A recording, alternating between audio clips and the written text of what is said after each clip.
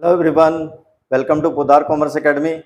आज के क्लास में हम लोग क्लास 11 अकाउंट्स का अकाउंटिंग इक्वेशन चैप्टर करेंगे, जिसमें हम लोग एक प्रैक्टिकल क्वेश्चन बनाएंगे और प्रैक्टिकल क्वेश्चन बना के हम लोग देखेंगे कि अकाउंटिंग इक्वेशन को बहुत आसानी से कैसे बनाया जाता है। और इसका एक प्रैक्टिकल क्वेश्चन बना के हम लोग देखेंगे कि बिना ओवर राइटिंग, बिना मिस्टेक किए अकाउंटिंग इक्वेशन के क्वेश्चन को कैसे बनाया जाता है। ठीक है, ये हमारा बेसिक फॉर्मेट है अकाउंटिंग इक्वेशन का, जिसमें हम लोग इधर सीरियल नंबर लिखेंगे, यहाँ पे ट्रांजैक्शन लिखेंगे और ये हमारा formula asset equals to capital plus liability. आप चाहें तो लायबिलिटी प्लस कैपिटल भी लिख सकते हैं, एक ही बात है। ठीक है, ये फॉर्मेट हम लोग जब भी अकाउंटिंग इक्वेशन का क्वेश्चन बनाएंगे ये फॉर्मेट हमेशा बनाएंगे। ठीक है, अब इसमें करना क्या रहता है कि एसेट में बहुत सारा नाम आता है, जैसे कि cash plus stock plus debtor plus machine plus furniture, यानी जो जो एसेट हमारा होगा उस एसेट को हम लोग प्लस प्लस करके यहाँ पर लिखेंगे। और कैपिटल के बाद यहाँ पर लायबिलिटीज को भी वैसे प्लस प्लस करके हम लोग लिखेंगे। अब प्रॉब्लम यह है कि कैपिटल में 10-12 नाम हो सकते हैं, लायबिलिटीज में भी 10-12 नाम हो सकते हैं, लेकिन एसेट में किसको किसको लेना है, लायबिलिटीज में किसको किसको लेना है, ये क्वेश्चन के ऊपर डिपेंड करेगा। ठीक है, तो क्वेश्चन को पढ़कर हम लोग ये पता लगा लेंगे कि एसेट में किसको किसको लिखना है, लायबिलिटीज में किसको किसको लिखना है, और उसके बाद ही क्वेश्चन बनाना स्टार्ट करेंगे ताकि कोई मिस्टेक ना हो। ठीक है, तो हम लोग इसके लिए क्वेश्चन लेंगे, ये हमारा क्वेश्चन है और इस क्वेश्चन को हम लोग पहले पढ़ेंगे और पढ़कर हम लोग डिसाइड करेंगे कि एसेट में कौन कौन सा नाम जाएगा और हर एक ट्रांजेक्शन का कहाँ कहाँ इफेक्ट होगा, ये भी हम लोग साथ साथ में देखेंगे। और उसके बाद क्वेश्चन अकाउंटिंग इक्वेशन का बनाएंगे तो बहुत कम टाइम में वो बन जाएगा। First line, Deepika started business with 51,000। Deepika ने 51,000 से बिजनेस स्टार्ट किया। अब देखिए इस ट्रांजैक्शन का दो इफेक्ट होगा, एक तो बिजनेस में कैश इंक्रीज होगा और दूसरा बिजनेस में कैपिटल इंक्रीज होगा। हम लोग जब भी पैसा घर से बिजनेस में इन्वेस्ट करते हैं तो इसका दो इफेक्ट होता है, एक तो कैश बढ़ता है बिजनेस में और दूसरा बिजनेस का कैपिटल बढ़ता है। यानी कि एक आइटम हम लोगों को मिल गया एसेट साइड का और एक आइटम हम लोगों को मिल गया लायबिलिटी साइड का, यानी कि कैपिटल मिल गया। ठीक है, second transaction, machinery purchase for cash from अनोखी। कैश में मशीन खरीदा गया अनोखी से। तो जब भी हम लोग कैश में कोई सामान खरीद लेते हैं तो जिस पर्सन का नाम दिया उससे कोई मतलब नहीं होता है। मशीन खरीदा गया कैश में, ठीक है, 17,000 का। इस ट्रांजैक्शन का इफेक्ट ये होगा कि कैश बिजनेस से जाएगा तो कैश में से 17,000 माइनस करेंगे और एक नया एसेट बिजनेस में बढ़ जाएगा मशीनरी। मशीनरी में 17,000 को प्लस करेंगे, कैश में से माइनस होगा, मशीन में ऐड होगा। Purchase goods for cash from Prateek. Prateek से कैश में सामान हम लोग खरीदे गुड्स। ठीक है, तो कैश देकर खरीदे इसलिए प्रतीक के नाम से कोई मतलब नहीं है, हम लोग प्रतीक का नाम रिकॉर्ड नहीं करेंगे। कैश में जब सामान परचेज किया जाता है तो इसका इफेक्ट ये होता है कि बिजनेस से पैसा जाएगा तो कैश में से माइनस करेंगे और एक नया एसेट बिजनेस में आ जाएगा, स्टॉक। ठीक है, तो कैश में से माइनस होगा, स्टॉक में प्लस होगा और कोई नया हेड नहीं बनेगा। इसके अलावा purchase goods on credit from Kanika. Kanika से गुड्स परचेज किए क्रेडिट में। जब भी हम लोग क्रेडिट में किसी से सामान खरीदते हैं तो फिर उसको रिकॉर्ड करना पड़ता है, उस आदमी के नाम को लिखना पड़ता है। तो जिस पर्सन से हम लोग गुड्स क्रेडिट में खरीदते हैं वो हमारा क्रेडिटर होता है, यानी कि लायबिलिटी होता है। क्योंकि गुड्स खरीदेंगे, एक तो स्टॉक बढ़ेगा बिजनेस में, तो स्टॉक में ऐड कर देंगे 16,000 को। गुड्स खरीदने से स्टॉक बढ़ जाएगा, स्टॉक में ऐड करेंगे और उधार लेने के कारण लायबिलिटी बढ़ जाएगा।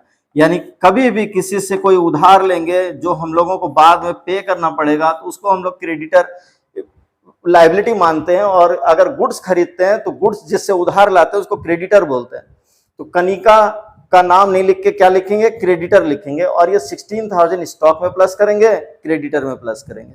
उधार में सामान खरीदने से एक तो आपका स्टॉक बढ़ेगा, दूसरा आपके ऊपर कर्ज बढ़ेगा। कर्ज बढ़ेगा मतलब क्रेडिटर बढ़ेगा, इसमें प्लस होगा, इसमें प्लस होगा। इसके बाद गुड्स कॉस्टिंग 6,000 का सामान 33.1/3% प्रॉफिट पर सेल कर दिए कैश में। ये जो परसेंटेज दिया रहता है ये स्टूडेंट को बहुत परेशान करता है। ठीक है, ये परसेंटेज काफी परेशान करता है स्टूडेंट्स को, लेकिन ये परसेंटेज बहुत इजी होता है। आप इस परसेंटेज को ऐसे भी लिख सकते हैं 100/3।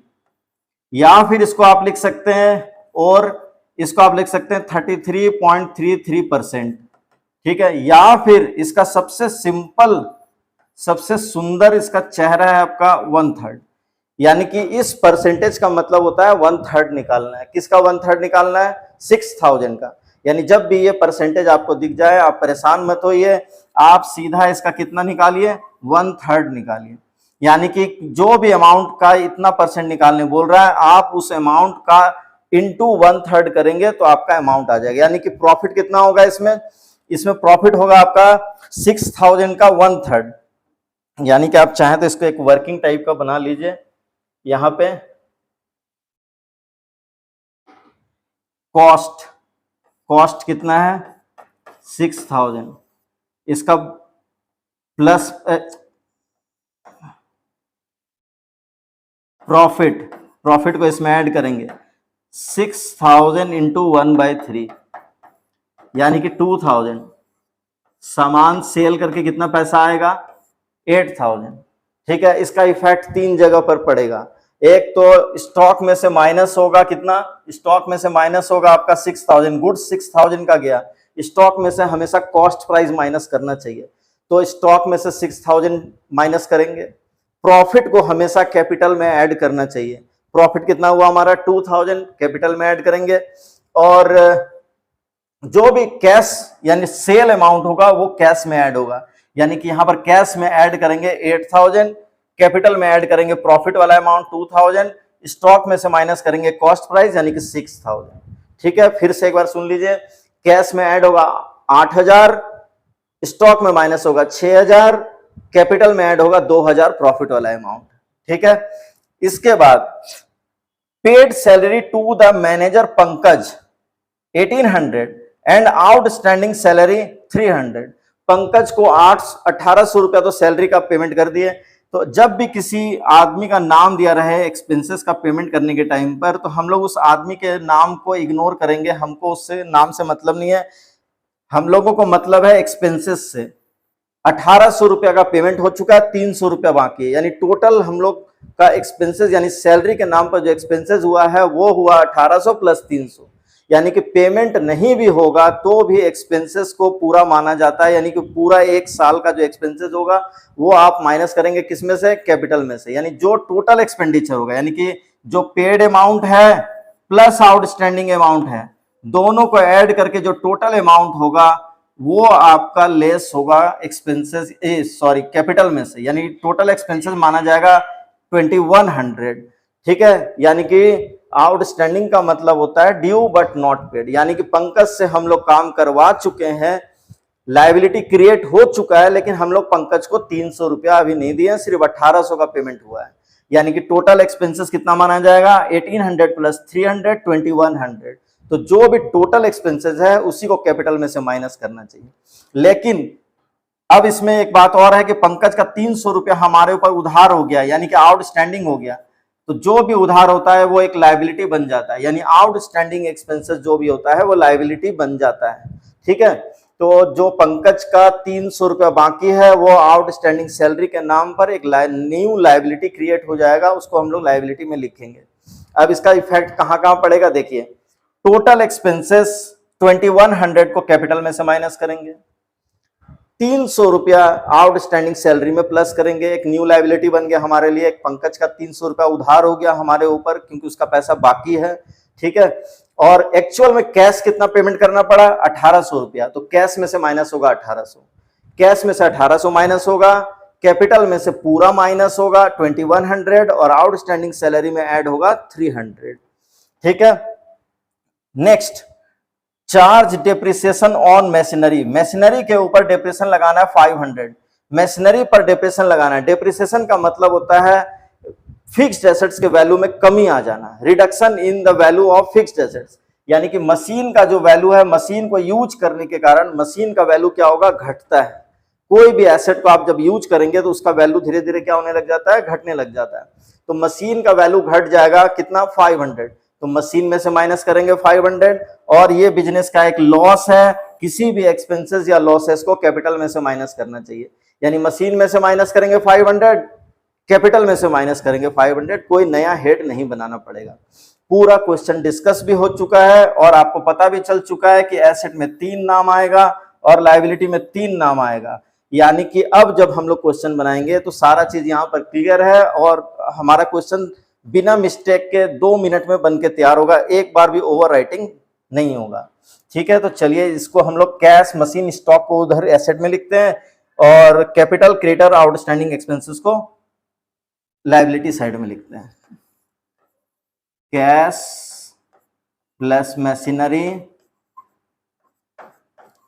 प्लस स्टॉक, ये एसेट का आइटम हो गया हमारा। Capital plus creditor plus outstanding salary, ये लायबिलिटी साइड में हो गया। ये फॉर्मेट हमारा फिक्स हो चुका है, इसमें अब कोई फेरबदल नहीं होगा।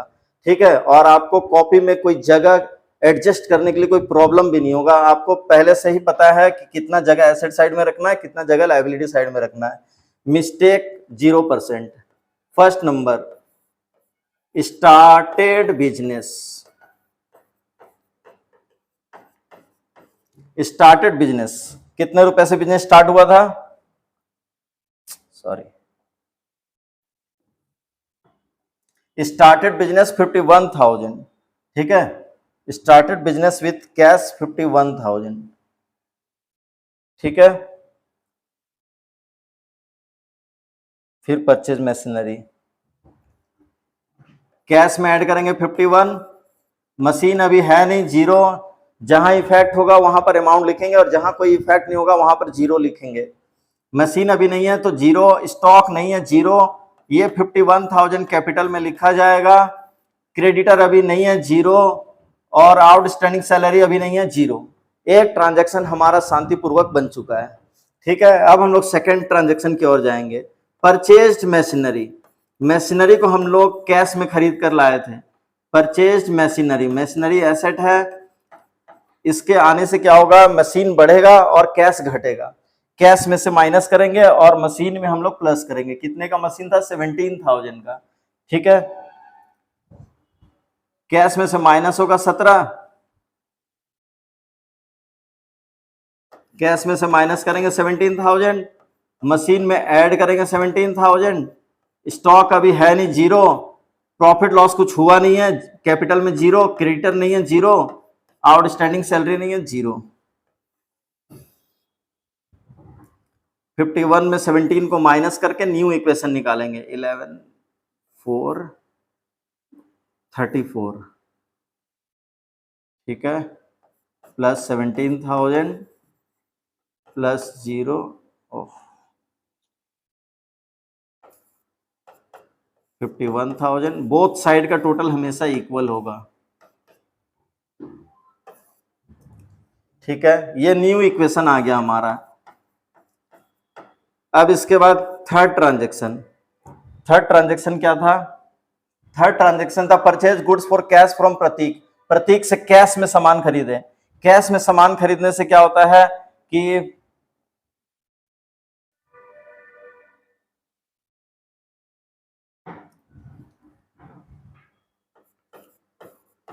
परचेज्ड गुड्स, कैश में जब सामान खरीदेंगे तो क्या होगा, कैश में से माइनस होगा। कितने का था? 15,000। कैश में माइनस होगा 15,000 और स्टॉक में ऐड होगा 15,000। ठीक है, कैपिटल में कुछ भी नहीं होगा, क्रेडिटर में कुछ नहीं होगा और आउटस्टैंडिंग सैलरी में कुछ भी नहीं होगा। जब दो इक्वेशन आमने सामने एक बार आ जाए तो एक बार उसका न्यू इक्वेशन निकाल लेना चाहिए। यहां पर लिखेंगे new equation.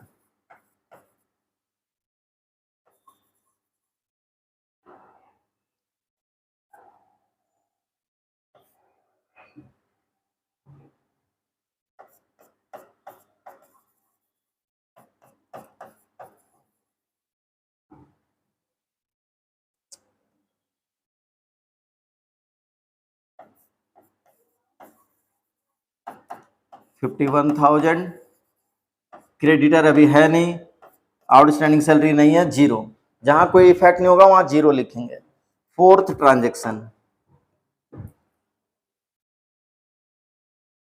Transaction, purchase goods on credit from Kanika. Kanika से क्रेडिट में सामान परचेज के 16,000 का, क्रेडिट में सामान परचेज करेंगे तो क्या होगा देखिए, ट्रांजेक्शन में ज्यादा नहीं लिखना है, ट्रांजेक्शन में बस परचेज गुड्स लिखना है। Purchase goods from Kanika 16,000 cash में कुछ भी नहीं होगा क्योंकि सामान उधार में खरीदा गया है, न कैश आया है न कैश गया है। मशीन में भी कोई इफेक्ट नहीं होगा, स्टॉक हमारा बढ़ जाएगा 16,000। प्रॉफिट लॉस कुछ हुआ नहीं है इसलिए कैपिटल के सामने 0। और उधार में सामान खरीदने के कारण हमारे ऊपर कर्ज यानी कि उधार बढ़ गया है और उस उधार का नाम हम लोग रखेंगे क्रेडिटर। जब भी किसी से उधार में गुड्स खरीदते हैं तो क्रेडिटर में ऐड करना चाहिए 16,000। आउटस्टैंडिंग सैलरी अभी है नहीं, 0।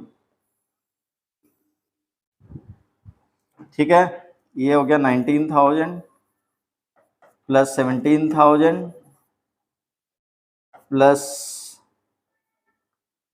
31,000 इक्वल्स टू 51, यहाँ 16,000 और अभी ये 0 है।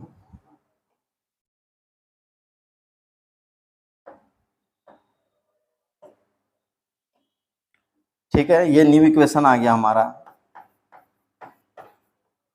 Fifth number transaction, fifth transaction, goods sold costing 6,000 at the rate profit 33 1/3% for cash. ये हमारा वर्किंग नोट यहां पर किया हुआ है। कॉस्ट यानी गुड्स में से लेस करेंगे 6,000, स्टॉक में से प्रॉफिट को कैपिटल में ऐड करेंगे और कैश में 8,000 ऐड करेंगे। यानी इस ट्रांजेक्शन का 3 जगह इफेक्ट पड़ेगा, तीनों जगह में हम लोग इसको लिख देंगे। कॉस्ट 6,000, प्रॉफिट कैपिटल में ऐड होगा 2,000 और कैश में ऐड होगा 8,000। यानी कि इस परसेंटेज का मतलब होता है 1/3। तो हम लोग 6,000 का 1/3 यहां पर कैलकुलेट कर लेंगे। ठीक है, ये जो हमारा प्रॉफिट का अमाउंट था ये 6,000 का 1/3। ठीक है, 6,000, 2,000, 8,000। ठीक है, सोल्ड गुड्स कैश में ऐड करेंगे 8,000, मशीन में कुछ भी नहीं होगा 0, स्टॉक में से माइनस होगा 6,000 और प्रॉफिट को हम लोग ऐड करेंगे किसमें, कैपिटल में। न्यू इक्वेशन निकाल लेंगे हम लोग, यहां पर हम लोग एक न्यू इक्वेशन निकाल लेंगे।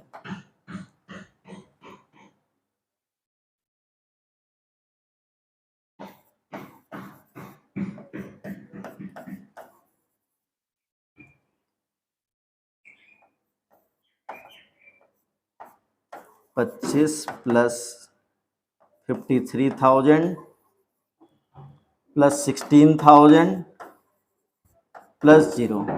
ठीक है, पेज को थोड़ा अप कर लेते हैं।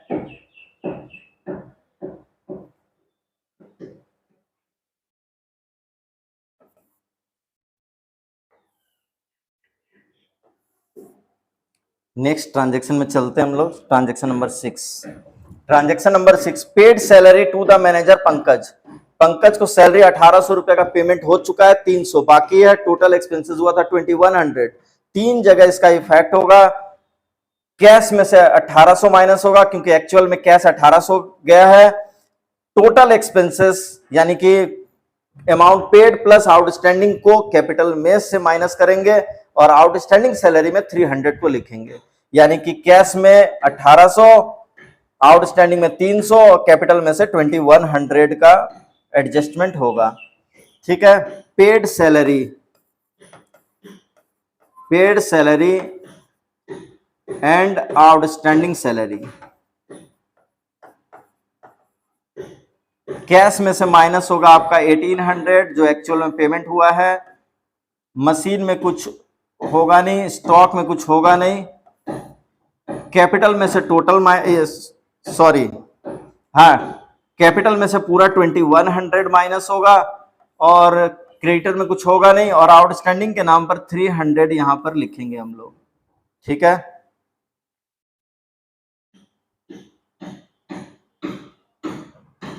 इसके बाद एक न्यू इक्वेशन निकाल लेंगे।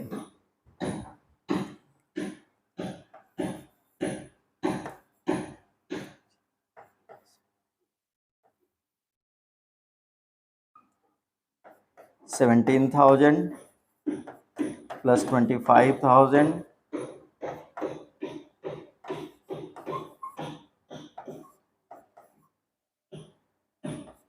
16,000 प्लस 300। अब इसके बाद last transaction charge depreciation. Charge depreciation, depreciation लगाएंगे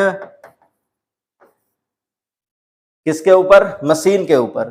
डेप्रिसिएशन नॉन कैश आइटम है, कैश में तो कोई इफेक्ट होगा नहीं। मशीन में से माइनस होगा, कितना अमाउंट था? डेप्रिसिएशन 500, मशीन में से माइनस होगा, कैपिटल में से माइनस होगा। किसी भी लॉसेस या एक्सपेंसेस को कैपिटल में से माइनस करना चाहिए। डेप्रिसिएशन का मतलब होता है एसेट के वैल्यू में कमी आ जाना। तो मशीन के वैल्यू में 500 का रिडक्शन हो रहा है तो मशीन में से माइनस होगा, स्टॉक में कुछ होगा नहीं, कैपिटल में भी माइनस होगा। किसी भी लॉस या एक्सपेंसेस को कैपिटल से माइनस करना चाहिए। डेप्रिसिएशन बिजनेस के लिए लॉस है, उसको हम लोग क्या करेंगे? कैपिटल में से माइनस करेंगे।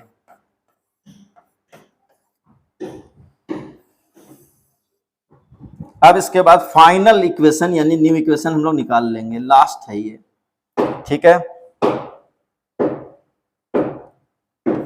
25,200, 16,500, ये आपका 25,000 equals to 50,400 plus 16,000 plus 3,000।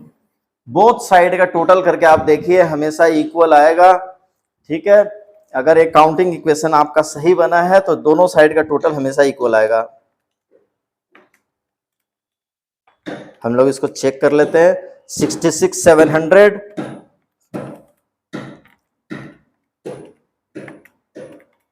66,700 both side equal है। आप लोग इसका स्क्रीनशॉट लीजिए। अकाउंटिंग इक्वेशन का ये क्वेश्चन आप लोग बहुत आसानी से समझ गए होंगे और आप ये सीख भी गए होंगे कि अकाउंटिंग इक्वेशन का क्वेश्चन बिना मिस्टेक, बिना ओवर राइटिंग के कैसे बनाया जाता है। मिलते हैं नेक्स्ट वीडियो में कुछ और अच्छे क्वेश्चन के साथ, ठीक है।